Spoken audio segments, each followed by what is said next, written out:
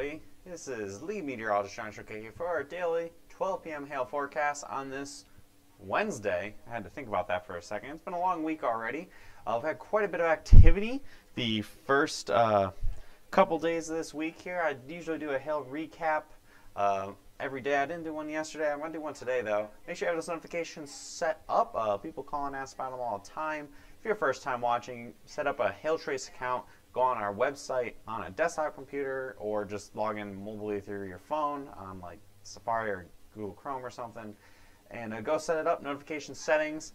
Click one of the three options or all three, a combo of the two, whether it's through push notifications, email, or on your desktop computer, and the regions you want to be notified for, whether it's for just a specific city, metro region, a whole state, or the entire country. Make sure you have all those notifications set up and ready to go. Quite a bit of activity yesterday. Biggest thing of note is probably the storms of the day. The most impressive activity was up in back in my hometown in Connecticut, Massachusetts, Pennsylvania. Multiple reports of baseball-sized hail, and we made a 4-star map out of that. 118 hail reports with hail scattered about through the country, all the way from areas in Colorado down through Texas, Oklahoma, Pennsylvania, Maryland, even in Illinois and Missouri a little bit there. Again, 118 reports. The day before we had almost 180 hail reports, so quite a bit of activity the past couple of days, even knowing we didn't have a whole bunch getting hit. But having said that, the biggest storm yesterday was definitely the stuff in the Northeast, Saugerties, Kingston, New York, and up in Granby, Connecticut. Hailed to 3 inches in diameter, and over 75,000 homes were impacted. And just another note with this storm, having seen a lot of the wind damage coming out of Connecticut and where a lot of my friends from growing up live and everything, we will most likely, once the National Weather Service finishes their survey, do a swath for the tornado damage as well. Looks like there might have been a couple spin-up tornadoes in towns like Oxford and Southbury and Cheshire, Connecticut, and possibly make a wind swath there as well. And just to see, it is extremely rare for this area of the country, a fairly wealthy section of the country as well, I might add. Very high volumes of hail and very large hail too. This was a picture out of Granby. Siding completely obliterated. I shared this on my personal Facebook page as well. Windows busted out. There was even skylights busted out.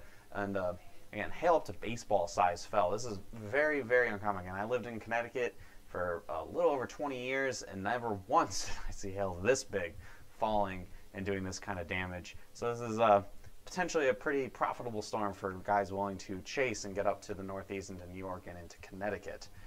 With that, now we have a forecast for today. Things are a lot quieter today. Past 2 days have been pretty active. Had the ring of fire, as so to speak, on Monday, and a system kicking in through the Northeast yesterday. Today looks like we're limited to just storms firing off in the Texas Panhandle and western Texas just from the heating of the day.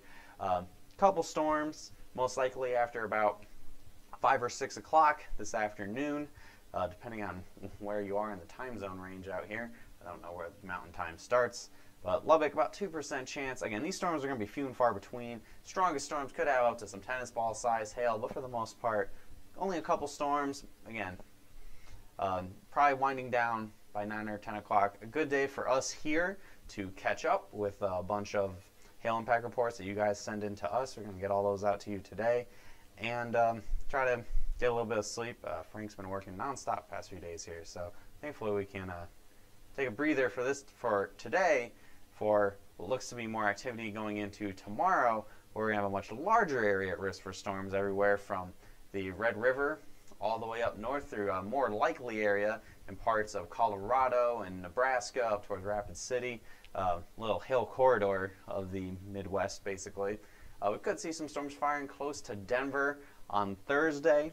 The best risk, I think, for Denver is going to be Friday, where I think you might have a much higher chance of more significant hail than the tiny little baby hail that's been happening the past couple of days. And possibly even some storms up into the Dakotas. The first storms of the year could make it all the way up towards Bismarck, North Dakota. And again, there's a possibility of a storm or two to form in western Oklahoma. I think parts of Oklahoma City and everything like that. Most likely not going to see too much tomorrow. And we have one more forecast area of concern for Friday. A little bit more confidence in this one. I haven't been doing like a 5-day or anything just because for the most part, a lot of these risk areas are really hard to pinpoint down until even just the day of. So a little more of a significant event possible on Friday. Looks like a stronger system is going to be kicking out, and perhaps possibly some significant hail from Denver all the way through a good chunk of Nebraska, probably to just east of Grand Island, Nebraska, and near like Salina, Kansas, if you had to draw that line for where I think the hail potential stops. And then Saturday, I think we might see some storms pushing a little further to the east.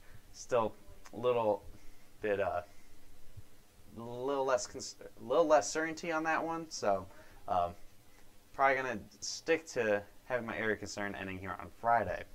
Otherwise, I don't have a whole lot else to talk to you guys about today. I might pop over onto the models real quick, show you guys that pretty quickly. Let's see here. This is, yeah, here's the HRRR. This is for just today. See some storms. There might be an isolated quarter report or two with this stuff here in moving into Arkansas, but I think for the most part it's going to be more heavy rain and some wind. And you see, you know, a storm or two forming. Again, not too late in there.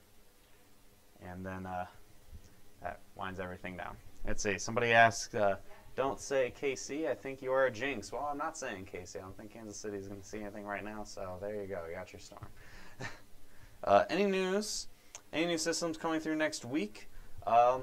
Honestly, I have not looked to. I'm trying to take this with all the stuff going on. I've been kind of going one day at a time. I've done a lot more mapping the past few days than I have in previous weeks when I'm able to focus much more on forecasting.